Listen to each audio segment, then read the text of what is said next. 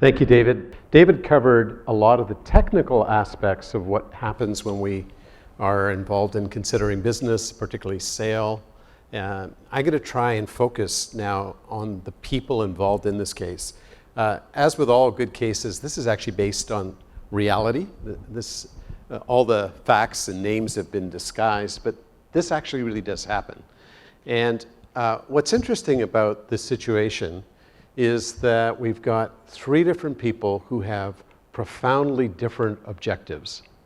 And that does, in fact, happen from time to time.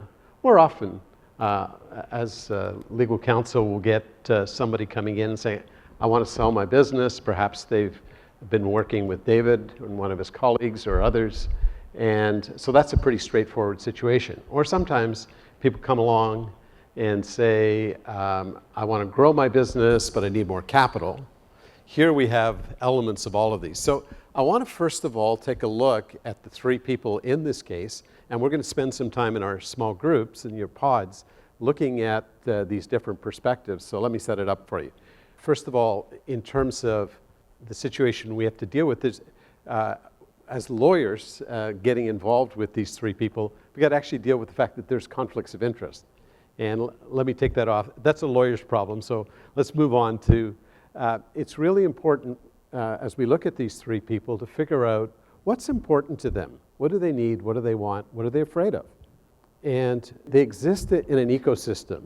So probably these three shareholders, and again, just to refresh, Janet owns 60%, Frank owns 20%, and Olivier owns 20%. So they probably have a shareholders agreement amongst them. And now we're going to be looking at what does that say and how does that play into this?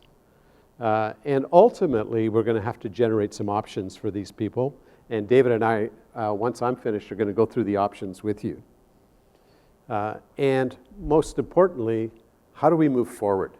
How do we work our way through these options? So let's take a look. Frank is the easiest one. He's the one who's in his 60s, wants to retire within a few years. So what's important to him? Well, he needs to get money out. The reason why he's retiring both from his job, but he's also, remember John said there's 75% of his net worth is tied up in this company. So he needs retirement income. And what he would like in all of this is to get the maximum value for his shares. He would like to do this in a tax-efficient way. That is, how much money does he end up with in his jeans after CRA is finished with him? And he ultimately wants to de-risk his life. What he's afraid of is being stuck, being employed longer than he wants to. And he may have a spouse who's longing for him to spend more time at home. And he doesn't want to get all of his net worth trapped in a company where he can't get his money out. So that's Frank. Olivier is the 47-year-old who owns 20%. And Olivier is really interesting because at a need level, he wants to keep his job. He has a long runway as a CEO of this company. And he would like to get more money. He's the one who's promoting these two business opportunities, the one in Alberta and the one in Prince George. So again, Alberta was a chance to buy a business. Prince George was a chance to buy some real estate that pays for itself within 6 years. So he's really keen to grow the company.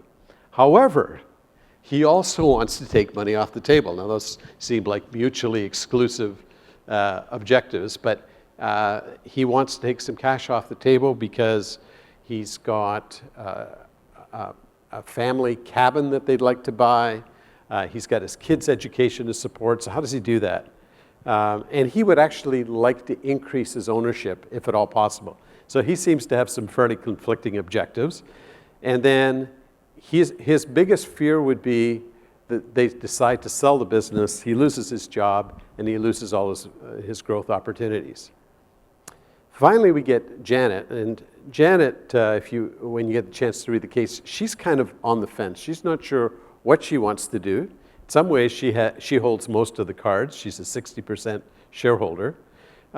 She needs to have ongoing cash flow in order to fund her life. And she definitely at some point needs to get out. What are the things she wants? Well, it would be really helpful to de-risk her life. She's got a huge percentage of her net worth tied up both in the shares of the company and in the real estate that's being leased by the company. She's got these 4 children, and 2 of them are involved in the business, and 2 of them aren't. And she kind of hopes maybe, possibly, that those 2 kids in the business might one day become in the position of being a CEO or senior leadership. She enjoys kind of her part-time role in the business, so she kind of likes to keep that. And she's trying to keep harmony she's trying to keep all 3 of them together, the 3 shareholders. So she could have just laid down the law and said, this is what we're going to do, but she actually, it's important for her that the 3 of them come to a mutual decision. She also would like to maximize the value of this company. And we're not really sure what she's afraid of. You'll have to go ask her. So how do we deal with all of this? Well, often when these situations arise, we try and figure out long before we get into any kind of process, whether it's a process to sell the business, the process to finance the business, or anything else, is to get everybody aligned.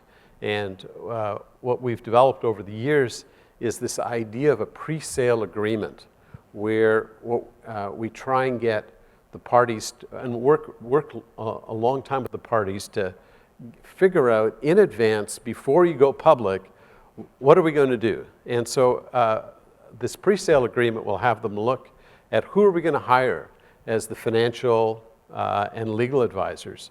A commitment once we're going that we're going to all cooperate. We're going to give our best game face, regardless of whether all of our needs are being met. And a key idea is, what's a minimal acceptable offer that we all agree that if this happens, we will all participate. And often when this situation arises, a couple of situations like this, there have been, David and I were involved with a family, a husband and a wife, who were deeply involved in the business, jointly owned it, and their marriage broke down. And now we had a tough situation. Another situation I dealt with was a father and 2 sons in a business, and they had very, very different objectives. So we provided for internal bids where somebody could buy out, could match an offer from the outside.